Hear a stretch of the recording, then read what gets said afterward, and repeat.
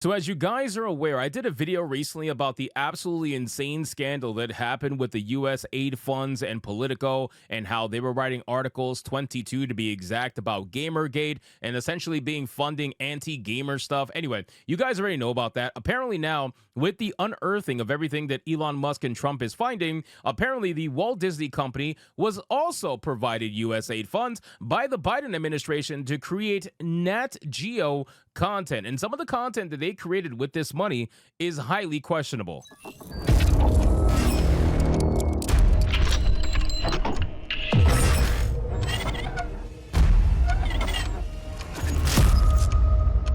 So let's get into this article, guys, from That Park Plays. But of course, before we do, if you are new here, just consider hitting that subscribe button. I would greatly appreciate it, and like the video to push us out into that YouTube algorithm. So it says a new investigation by That Park Plays has revealed that the Walt Disney Company benefited from a relationship with the Biden administration via funds provided by the United States Agency for International Development. Up to $6 million was tallied for a joint venture between the Walt Disney Company Africa and National Geographic to develop a show that appears to have a scant viewership. Titled Team Sayari, it was created under a partnership involving USAID, the U.S. Department of State, the Walt Disney Company, National Geographic, and Wildlife Direct. The initiative sought to inspire young environmental stewards through an educational children's television series and community outreach programs across Africa. Now, this particular show, never heard of it, never heard of Team Sayari, but I remember, if I'm not mistaken, I remember National Geographic came out with a documentary, and it was the weirdest documentary that I remember hearing about in a long time,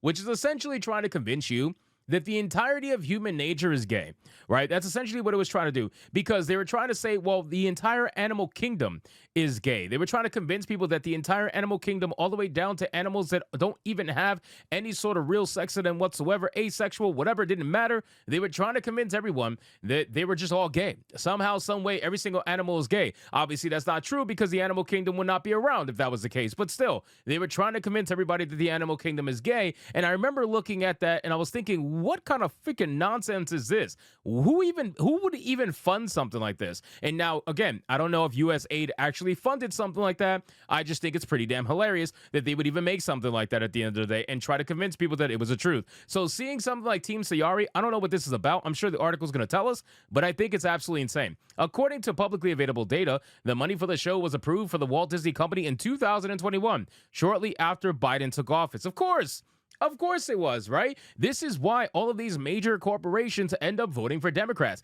because the moment they vote for Democrats and they get into office, it's just free money everywhere, right? Let's give out money to this corporation. Let's give out money to this social cause. Let's give out money to this news press agency to run propaganda for us. It's just money everywhere. Money, money, money, money everywhere. It's absolutely insane, man. I'm not saying Republicans don't do it either, but I just know for a fact that Joe Biden was just a money machine for a lot of these corporations, and they knew it. That's why they voted for him to get in, because they knew they could get a lot of free money out of him. The show debuted in 2022. At this time, we can find no source for how much of the $6 million was paid by U.S. taxpayers versus Disney. However, a look at the show's production value makes it difficult to believe those funds were well stewarded. However, searching for information on this show is a difficult task. Even IMDb seems unsure whether the show has been canceled or is still receiving more episodes. There may have been a second season based on a promo we found, but there's no announcement about whether or not USAID continued to fund any productions that we can find. Of course, the USAID website is only a landing page at the time of publication because of the major changes happening under the Trump administration. Now, again, guys, the beautiful thing is that they basically got dismantled, right? USAID has gotten damn near completely dismantled, and it's being reworked from the ground up or just being completely removed. I'm not really sure exactly what's going down there, but the website being taken down, and I remember looking at the building, there was pictures of the building being spread around on X right now, has been completely dismantled as well in terms of their front facing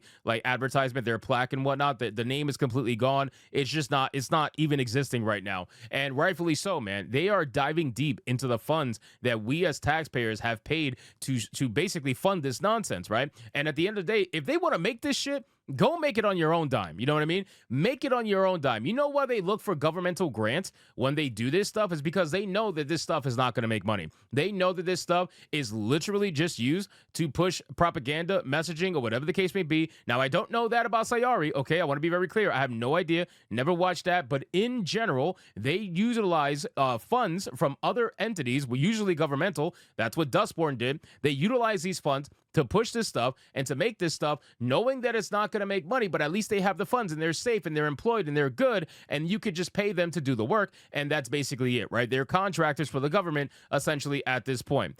Scrutiny into U.S. aid and its funding of legacy media companies has increased dramatically, as Elon Musk has put particular emphasis for Doge to the task of cleaning wasteful and fraudulent spending. There's going to be a lot. There's going to be a lot of wasteful and fraudulent spending that was happening over the last 4 years. I'm sure it's going to take over a year for these guys to constantly be looking at these books and trying to find anything that has been ridiculous over the last few years when Biden was in office. And I'm sure they're going to find a lot. It's going to be a rabbit hole that's going to unearth an insane amount of things, I'm sure.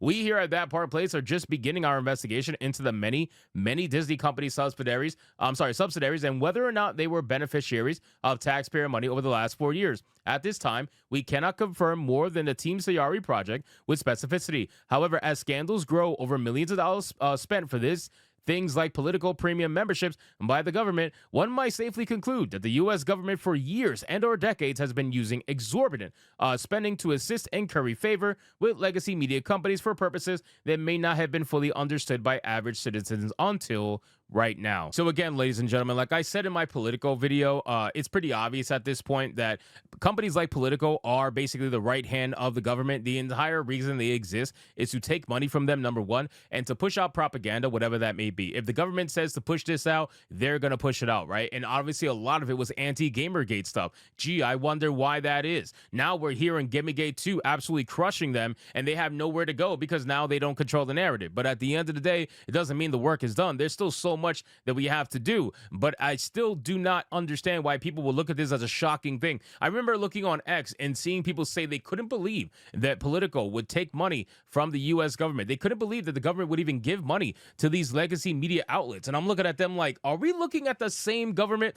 Are we looking at the same media outlets? You know what I mean? How could you expect that not to happen when especially week old Biden is in office? So anyway, they're going to stick on it. Shout out to WDW Pro in That Part Place for sticking to this story and trying to get to the bottom of this. It seems like a lot of people are utilizing this opportunity with the U.S. aid, drama that's going on right now, and Elon Musk tearing everything apart. They're utilizing this as an opportunity to really get down to the nitty-gritty of what was happening over the last 4 years. And I think we are just getting started over some of the stuff we are going to find. But in terms of the Walt Disney Company, I'm sure this is not the only time that something that they created was subsidized strictly for whatever internal agenda they might have had. So anyway, guys, thank you so much for watching this video. I hope you did enjoy it. If you did, consider leaving me a subscribe. I would greatly appreciate it. Don't forget to like the video, comment, let me know what you thought, and I'll see you guys on the next one. Hypnotic out.